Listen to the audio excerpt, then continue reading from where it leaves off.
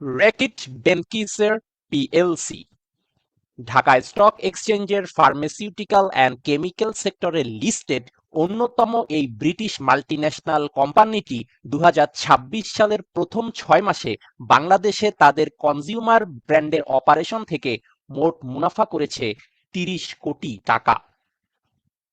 Listed এই consumer brand কোম্পানিটির শেয়ারে কি বিনিয়োগ করবেন, অথবা বিনিয়োগ থাকলে কি সেটি হোল্ডে রাখবেন, নাকি সেল করে বের হয়ে যাবেন? চলুন জেনে নেওয়া যাক এই ভিডিওতে। তো প্রথমেই আমরা দেখতে পাচ্ছি যে এই কোম্পানিটি যেই financial statement for the period ended 30 June 2026, তো সেই পিরিয়ডে আমরা যদি দেখি যে কোম্পানিটির যেই প্রফিট আফটার ট্যাক্স সেই রেকর্ডটা যদি দেখি, তো সেখানে আমরা দেখতে পাচ্ছি যে 1 জানুয়ারি থেকে 30 জুন 2026, অর্থাৎ 2026 সালের প্রথম 6 মাসে কোম্পানিটি প্রফিট করেছে আফটার ট্যাক্স মোট 30 কোটি টাকা।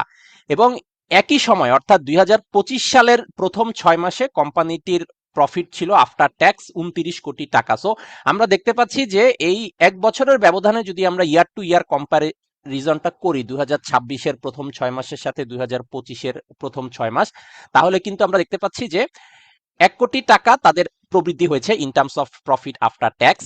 পাশাপাশি তাদের যেই বেসিক আর্নিং পার শেয়ার সেটা 30 জুন 2026-এ ছিল 64 টাকা 34 পয়সা।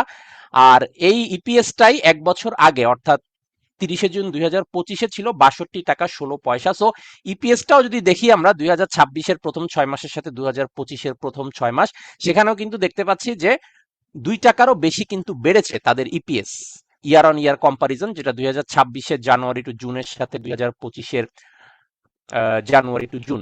তো এর পরে আমরা যেটা দেখতে পাচ্ছি যে কোম্পানিটির যেটা net cash from operating activities, তাদের কোর যেই বিজনেস সেই বিজনেস থেকে তাদের যে নেট ক্যাশ সেটা 2026-এ জানুয়ারি থেকে জুন পর্যন্ত তাদের অপারেটিং অ্যাক্টিভিটি থেকে তাদের টোটাল ক্যাশ জেনারেট হয়েছে 72 কোটি টাকা। আর ঠিক এই ফিগারটাই 2025-এর জানুয়ারি টু জুন ছিল 46 কোটি টাকা।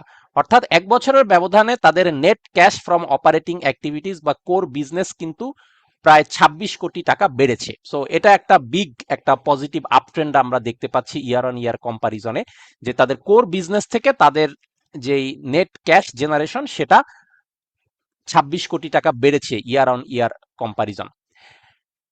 এর বাইরে আমরা যদি তাদের যেই অপারেটিং ক্যাশ ফ্লো সেই বিষয়গুলোর দিকে যদি তাকাই, তো সেখানে আমরা দেখতে পাচ্ছি যে কোম্পানিটির নেট অ্যাসেট ভ্যালু পার শেয়ার, যেখানে শেয়ার প্রতি 10 টাকা যেটা ফেস ভ্যালু ধরা হচ্ছে, তো সেখানে আমরা দেখতে পাচ্ছি যে 30 জুন 2026-এ কোম্পানিটির ন্যাপ পার শেয়ার ছিল 79 টাকা 9 পয়সা। আর তার ঠিক 6 মাস আগে অর্থাৎ 31 ডিসেম্বর 2025 সালে কোম্পানিটির ন্যাপ পার শেয়ার ছিল 187 টাকা 58 পয়সা। অর্থাৎ এখানে এই 6 মাসের ব্যবধানে কোম্পানিটির ন্যাপ পার শেয়ার কিছুটা কমেছে, সেটা আমরা দেখতে পাচ্ছি।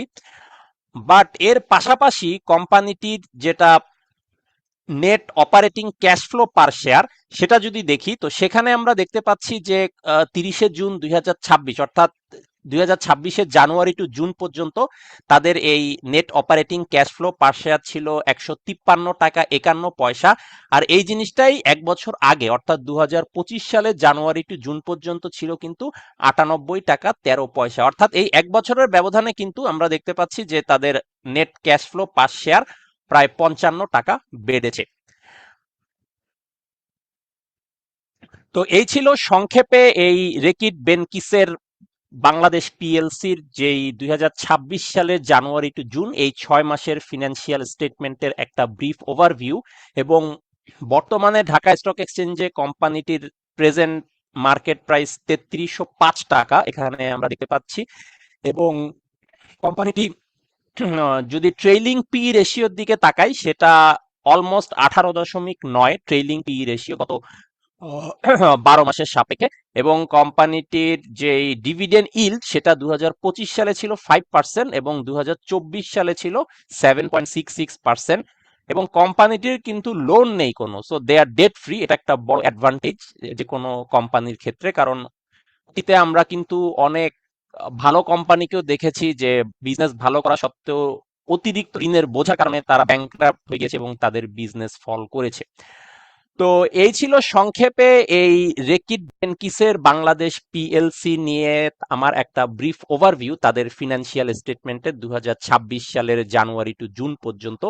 তো আমরা এই স্টেটমেন্টে দেখলাম শুধু তাদের যেটা ন্যাপ পার শেয়ার সেটা কমেছে, যদি ইয়ার অন ইয়ার কম্পেয়ার করি বা গত 6 মাসের সাপেক্ষে ন্যাপ পার শেয়ার কিছুটা কমেছে।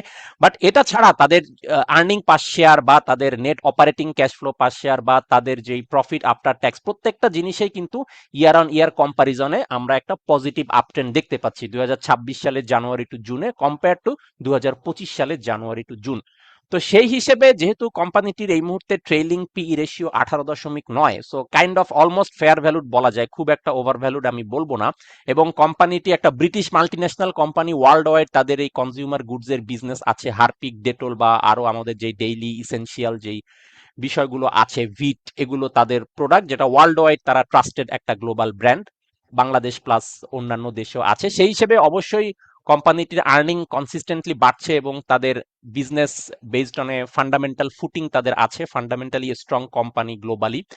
তো এবং ট্রেইলিং পি রেশিও যেহেতু 18.9 এবং ইয়ার অন ইয়ার প্রবৃদ্ধি আমরা দেখতে পাচ্ছি আর্নিং বা প্রফিট আফটার ট্যাক্সে, সেই হিসেবে কিন্তু আমি বলবো যে এই মুহূর্তে বাইং পজিশনে কোম্পানিটি বেশ অ্যাট্রাকটিভ পজিশনে আছে। সো বাই করে হোল্ড করে রাখতে পারাটাই হবে বেস্ট অপশন। কারণ ডিভিডেন্ড ইল যদি দেখি, যেটা লাস্ট ডিভিডেন্ড ইল ছিল 5% বা তারও আগে ছিল 7.66%, তো সেই হিসেবে কিন্তু ডিভিডেন্ড ইলটাও অনেক বেশি অ্যাট্রাকটিভ। সো সেই হিসেবে একটা ভ্যালু স্টক হিসেবে এটাকে বাই করে লং টার্মে হোল্ড করে রাখা এবং বছর বছর ডিভিডেন্ড নেওয়া, এটা একটা ইমপ্রেসিভ স্ট্র্যাটেজি এই কোম্পানির ক্ষেত্রে। আর সেল, আপনার যদি ক্যাপিটাল গেইন হয়ে থাকে বা জরুরি টাকার প্রয়োজন হয় অবশ্যই সেল করতে পারেন, বাট এটা বেটার হচ্ছে যেহেতু এটা একটা ভ্যালু স্টক এবং they are doing fundamentally well, তাদের বিজনেস গ্রোয়িং গ্র্যাজুয়ালি, সেই হিসেবে এটা buy and hold will be the best strategy. তো আমার এই ভিডিও নিয়ে যদি কোনো কোশ্চেন থাকে অথবা আপনি যদি আপনার পছন্দের অন্য কোনো ভ্যালু স্টকের রিভিউ দেখতে চান, আমার এই ভিডিওর কমেন্টে জানালে আমি অবশ্যই চেষ্টা করব পরের ভিডিওতেই আপনার পছন্দের সেই ভ্যালু স্টকের রিভিউ নিয়ে আপনার সামনে উপস্থিত হতে। ধন্যবাদ।